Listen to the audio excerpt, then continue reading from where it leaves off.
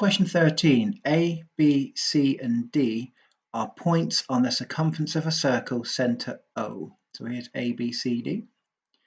FDE is a tangent to the circle.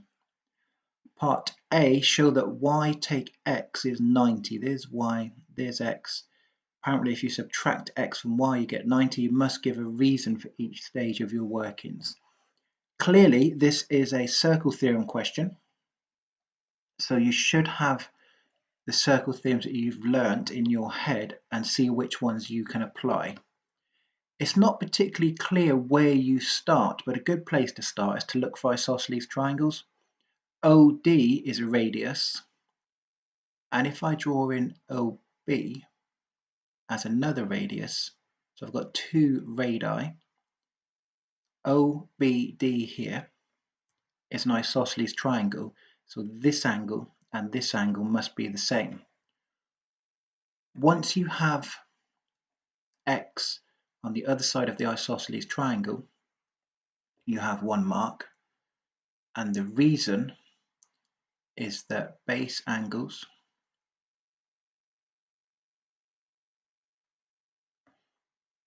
of isosceles triangles are equal.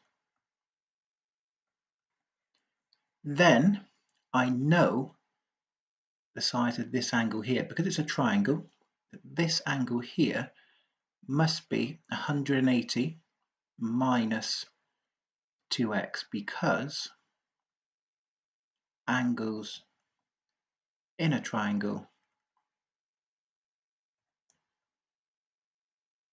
total 180 degrees. Now I can apply my knowledge of circle theorems. Now I know that this angle here, y, has a relationship with the angle here. So this one and this one have a relationship. Y will be, if I call this angle z here, y will be half of angle z, because the angle at the circumference is half that at the center. So angle z will be 360 minus 180 minus 2x. It is really important here that you put the 180 minus 2x in brackets. You'll see why in a second. So 360 minus 180 is 180. 360 minus 2x. Well, if you take away a negative, it's like adding it. So z is 180 plus 2x. So y will be half of z. So y will be 90 plus x. A little bit of rearranging gives you, if I subtract x on both sides, y take x equals 90. Your second mark came for getting this value here, 180 plus 2x. If I put my reasoning in, I will get my third mark because I've got all my reasons listed through. So angle z plus 180 minus 2x equals 360. So this fact here I use to get angle z as angles around a point.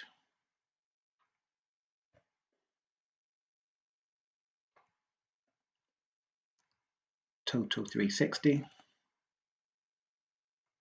And then my final reason, angle y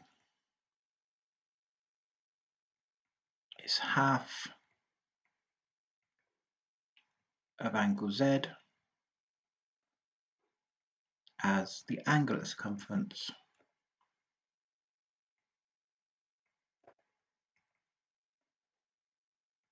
is half the angle at the center.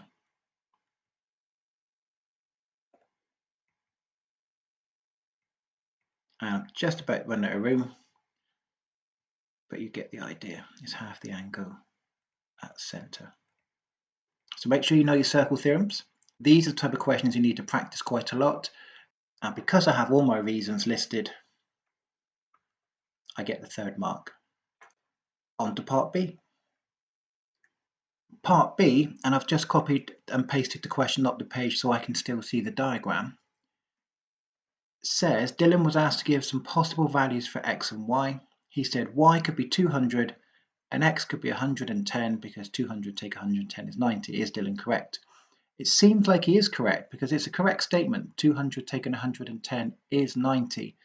But if you think back to our original diagram here, we said this was x and this was x because this is an isosceles triangle.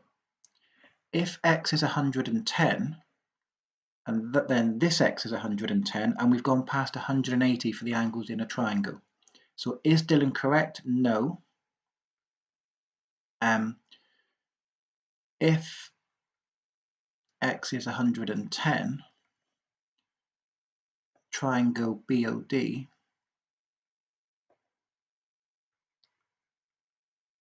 adds up to more than 180 degrees. So clearly x can't be 110, and I've got my mark. Don't forget, please subscribe if you find these videos useful.